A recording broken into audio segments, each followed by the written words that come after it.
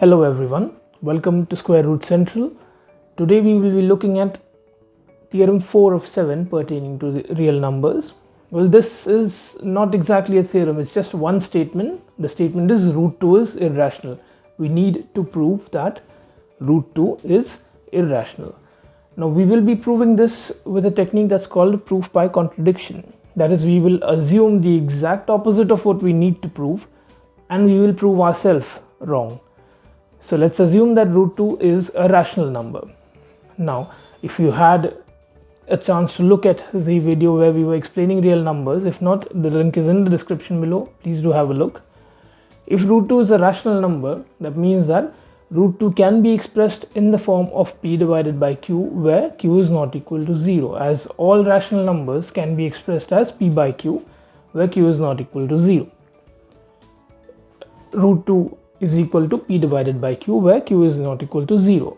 Now, root 2 can also be written as a divided by b, where a and b are coprimes. Now, what exactly are coprimes? Coprimes is a number factorized to its least prime factors, or least uncommon prime factors. So, for the example, on the screen, if you can see, p divided by q is 25 divided by 45. 25 can be written as 5 two times, 45 can be written as 5, then 3 and then 3. Do you see any common factors? Yes, so we have 5 as a common factor. We cancel that out. Now this becomes 5 once in the numerator and 3 two times in the denominator. That can be written as 5 divided by 3 to the power 2 or 5 divided by 9. This is a by b. Root 2 here can be expressed in the form of a by b, where a and b are coprimes. Let's do one thing. Let's begin our calculations by squaring this particular equation. That is, we square the equation on both sides and we get 2 is equal to a square divided by b square.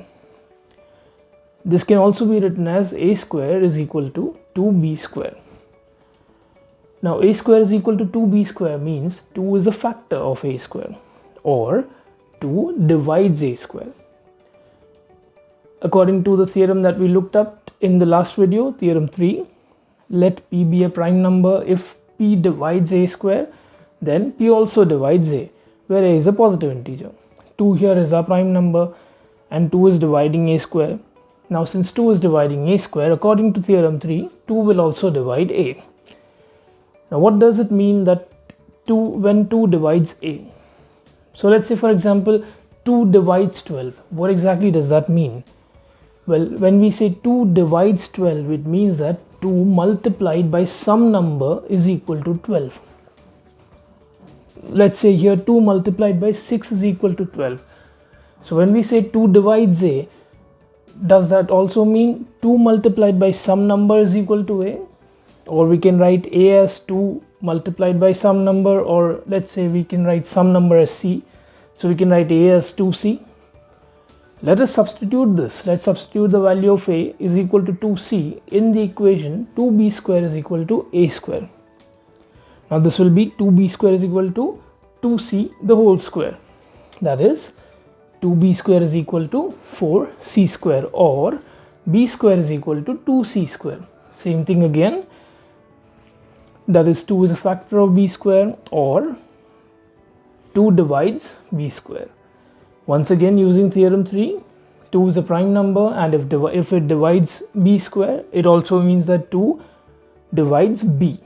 Same theorem. If p is a prime number and if p divides a square, that means p divides a, where a is a positive integer. So we have, from the two left and right hand side on the screen, from the two parts, you can see that 2 will be dividing a and 2 also divides b. What did we substitute, or what is it? Our consideration was a and b are coprimes. When we say a number is coprime, it means that it will not have any other factor other than itself. So if we say that 2 divides A and if we say that 2 divides B, it means that A and B cannot be co-prime to each other because both have a common factor 2. So if A and B are not co-primes, it means that root 2 cannot be equal to A and B, A divided by B, or root 2 cannot be equal to P divided by Q. So our assumption that root 2 is rational is not correct, as all rational numbers can be expressed in the form of P by Q, and going by the proof that we just saw, we cannot express root 2 in the form of P by Q. Since we cannot express root 2 in the form of P by Q, root 2 is an irrational number. So that's it for this video, guys. If you have any questions, please mention them in the comments below. Do check out our other videos to understand what real numbers are and understand the last 2 theorems pertaining to the same. Also, for any inquiries or queries or questions, write to us, follow us on social media. This is SquareRoot Central, signing out.